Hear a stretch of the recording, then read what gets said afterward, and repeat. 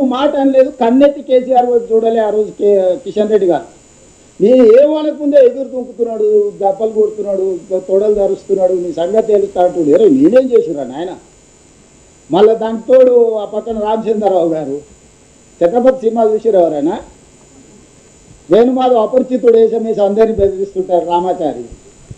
రామచంద్రరావు గారు అట్లా నలిబెదిరిస్తుండు, నీ సంగతి చూస్తాను. నీకు సూట్ అవ్వదు రామాచారి గారు, ఎందుకు? అది నీకెక్కడ సూట్ అవుతుంది? నేనేమన్నా పోని, నేను ఎవరినేమన్నా. నేను ఇప్పుడు కూడా మీడియా మిత్రుల ద్వారా ఒకటే చెప్పదలుచుకున్నా, ఫేజ్ 1 మెట్రోను మేము కొనుగోలు చేసుకుంటున్నాం, మా డబ్బులే కట్టుకుంటున్నాం, మా గ్యారంటీలే ఇచ్చినాం. మా కర్మ బాగలేక ఇండియన్ రైల్వే ఫైనాన్స్ కార్పొరేషన్ కేంద్ర ప్రభుత్వ రంగ సంస్థ దగ్గర అప్పుకు మొత్తం ఒప్పందాలు సంతకాలు పెట్టుకున్నాం, అంతా అయిపోయింది. మేము మా మార్జిన్ మనీ డిపాజిట్ చేసినాం, వాళ్ళు పెట్టిన కండిషన్లన్నీ ఒప్పుకున్నాం, అన్ని సంతకాలు పెట్టుకున్నాం, అన్నీ ఉన్నాయి. ఈరోజు చివరి రోజు నిధుల విడుదల. ఈరోజు విడుదల చేస్తావా లేదా కిషన్ రెడ్డి గారు? 5 గంటల వరకు బ్యాంక్ ఉంటుంది. ఇది మొదటిది. రెండో ఫేజ్ 2కి 122 కిలోమీటర్లకు విస్తరణకు కేంద్ర ప్రభుత్వం 50% భాగస్వామ్యం తీసుకుంటుందా, తీసుకోదా? ఒకవేళ తీసుకోకపోతే మాకు ఎన్ఓసి ఇవ్వండి. హెచ్ఎంఆర్ఎల్ నుంచే మేమే సేమ్ అదే ఐఆర్ఎఫ్సి నుంచి సేమ్ లోన్ తెచ్చుకొని సేమ్ మెట్రో విస్తరించుకొని ప్రజలకు మెట్రోను అంకితం చేస్తాము. ఇంతకు మించి నాకు నీకు గట్టు పంచాయతీ ఏ పంచాయతీ లేదు కిషన్ రెడ్డి గారు. మీ పట్ల నాకు గౌరవం ఉంది, అదే సమయంలో మీ పట్ల అసహనం ఉంది. మీరు ఎందుకు కేసీఆర్కు భయపడి లొంగిపోయి ఇట్లా వ్యవహరిస్తున్నారో మీ భయానికి కారణం చెప్పు. కేసీఆర్ ధైర్యం చూసుకొని నందించే బదులు నేను నీకు అండగా నిలబడతా కేసీఆర్ మీద.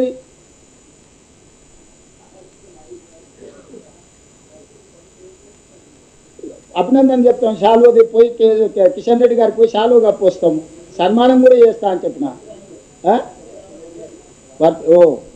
జన్మదినం పప్పానం పెడతా కిషన్ అన్నకు. మా అక్క చెప్తుంది పుట్టిన కాడికి ఏమైనా చెప్తే జన్మదినం రోజు ఇంకా మంచిదని. ఓ స్టేషన్కి ఆయన పేరు కోరుకుంటే ఆయన పేరే పెడతా కిషన్ రెడ్డి స్టేషన్ అని.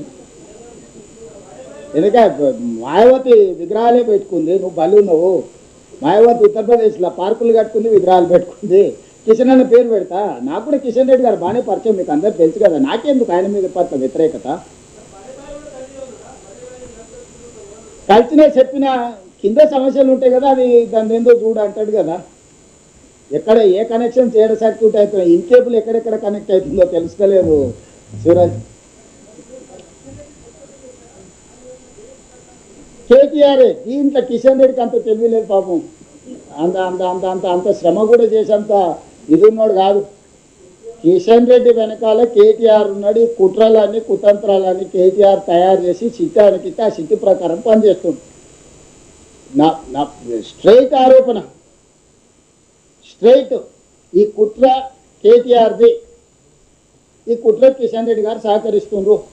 వీళ్ళిద్దరు కలిసి నగరానికి మెట్రో. ఎందుకంటే కేటీఆర్ 10 ఏళ్ళు వాళ్ళ కేసీఆర్ ముఖ్యమంత్రి ఉండి ఏమీ చేయలేకపోయారు, 9వ స్థానానికి దిగజారింది. ఇప్పుడు ఇది ప్రాఫిట్ మేకింగ్ బిజినెస్ చేస్తే వాళ్ళు ఆపి దాని అంచనాలు పెంచి ప్రజలకు చేసిన నష్టమంతా చర్చకు వస్తుంది. ఇవన్నీ కూడా ఉన్నాయి. పార్లమెంట్ అప్పుడు బీఆర్ఎస్ బీజేపీకి అవ్యాదానం చేసి 8 మంది ఎంపీలను ఎట్లా గెలిపించారో తెలుసు కదా. దానికి గురుదక్షిణ చెల్లించుకుంటున్నట్టుగా అనిపిస్తుంది.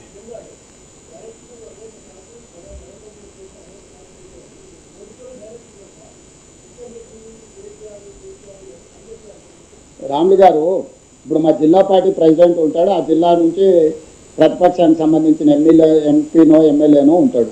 వచ్చి నాకు మా జిల్లా పార్టీ ప్రెసిడెంటో లేకపోతే మా ఎమ్మెల్యే చెప్పింది ఏంటనా లేకపోతే అవతల చెప్పింది ఏంటనా. ఈరోజు సమాజంలో ఏం నడుస్తుంది?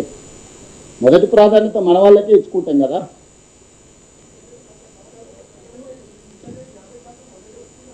ఏడొప్పుకోండు, అంబర్పేట ఒప్పుకున్నాడు ఆయన, పైన ఒప్పుకోలే. ఒప్పుకుంటే సంతోషం, సన్మానం చేద్దాం. రాహుల్ షాల్వా గీల్వా అంతా నీతోనే కప్పిస్తా.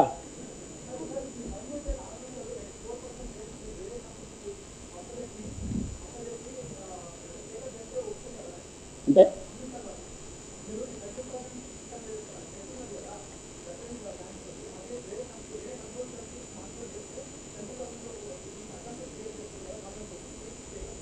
ఇక నువ్వేమైనా సాయం చేసి పెడితే డెఫినెట్గా ఆలోచన చేస్తుంది మా ఫైనాన్స్ డిపార్ట్మెంట్.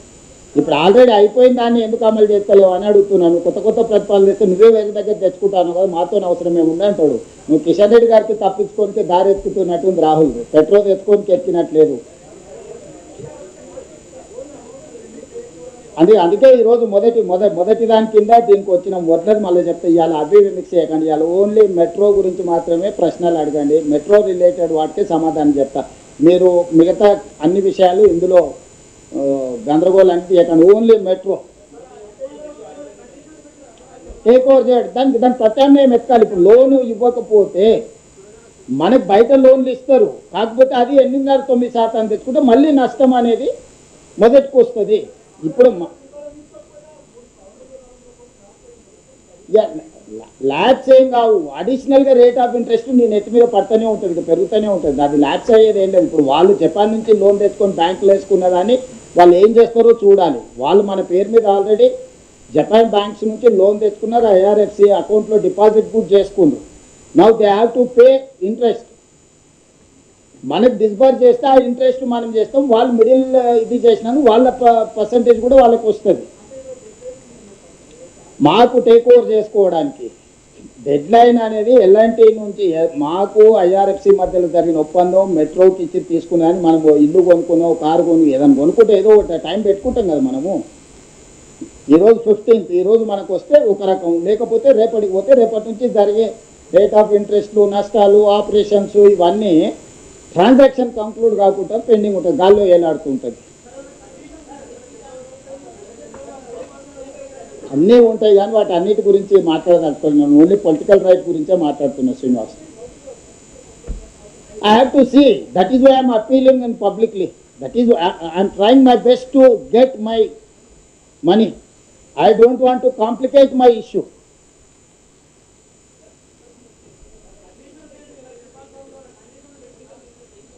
ఏ టెక్నికల్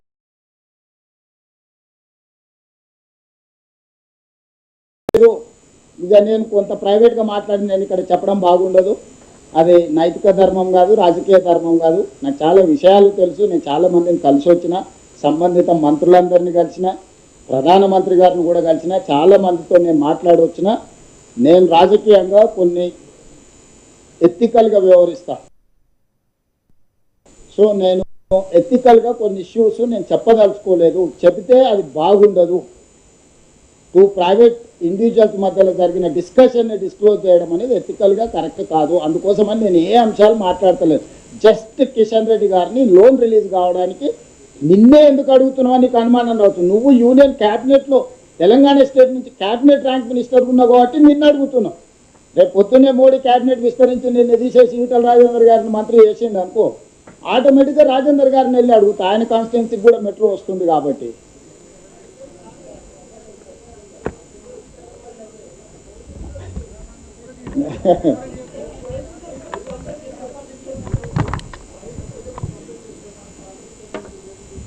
నేను అదే చెప్తున్నా, టూ ఇండివిజువల్స్ మధ్యలో జరిగిన దాని మీద నేను డిస్క్లోజ్ చేయను. ప్రైమ్ మినిస్టర్ గారికి రిప్రజెంటేషన్ ఇచ్చిన, ఈ ఇష్యూస్ ఉన్నాయి రిజాల్వ్ చేయను రాతపూర్వకంగానే నేను ప్రైమ్ మినిస్టర్ గారికి రిప్రజెంటేషన్స్ ఇచ్చిన. ఎస్ బస్, I met Ashwini Vaishnav, I spoke to Ashwini Vaishnav thrice. Yeah, that is what I don't want to disclose, but my problem is this. Kishan Reddy has to address this problem.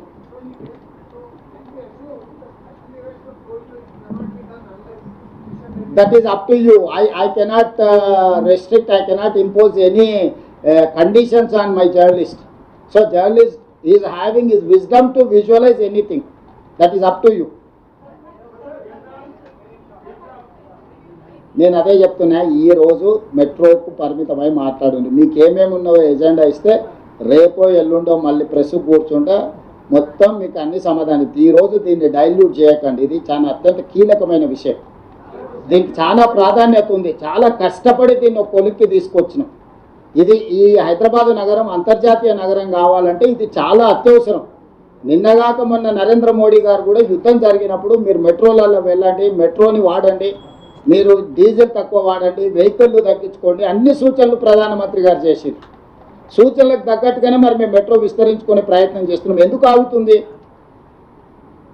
కొన్ని total details Kishan Reddy గారు ఒప్పుకుంటే కిషన్ రెడ్డి గారు బండి సంజయ్ గారిని తెలంగాణలో ఉండే Lok Sabha and Rajya Sabha ఎంపీలందరికీ సెక్రటేరియట్లోనే power point presentation పెట్టి ఇస్తా. మొత్తం అగ్రిమెంట్ కాపీలన్నీ కిషన్ రెడ్డి గారికి ఇస్తా.